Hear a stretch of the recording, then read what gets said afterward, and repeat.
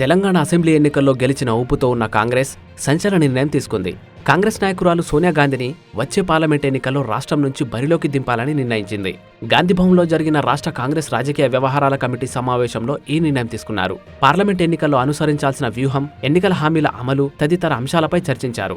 అధినేత్రి సోనియా గాంధీ తెలంగాణ నుంచి లోక్సభకు పోటీ చేయాలని సమావేశంలో నిర్ణయించారు. 1980లో ఇందిరాగాంధీ మెదక్ నుంచి పార్లమెంటుకు పోటీ చేసి 2 లక్షల ఓట్ల మెజారిటీతో గెలిచారు.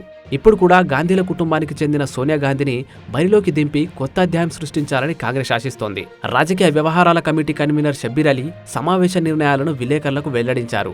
సోనియా గాంధీ తెలంగాణ నుంచి పార్లమెంట్ స్థానానికి పోటీ చేయాలని తీర్మానం చేశాం. గతంలో ఇందిరాగాంధీ కూడా మెదక్ నుంచి పోటీ చేసి గెలిచారు. ఎన్నికల కోసం ప్రతి పార్లమెంట్ నియోజకవర్గం బాధ్యతలను ఒక్కో మంత్రికి అప్పగిస్తాం. ఎన్నికల షెడ్యూల్ విడుదలకు ముందే మా అభ్యర్థులను ప్రకటిస్తాం అని షబ్బీర్ అలీ చెప్పారు. ఎన్నికల్లో ఇచ్చిన హామీలను తమ ప్రభుత్వం ఖచ్చితంగా అమలు చేస్తుందని స్పష్టం చేశారు.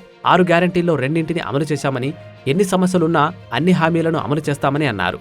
కేసీఆర్ ప్రభుత్వం ఆర్థిక క్రమశిక్షణ పాటించకపోవడంతో అప్పులు భారీగా పెరిగాయని, అన్ని వివరాలను అసెంబ్లీ సాక్షిగా ప్రజలకు వెల్లడిస్తామని చెప్పారు.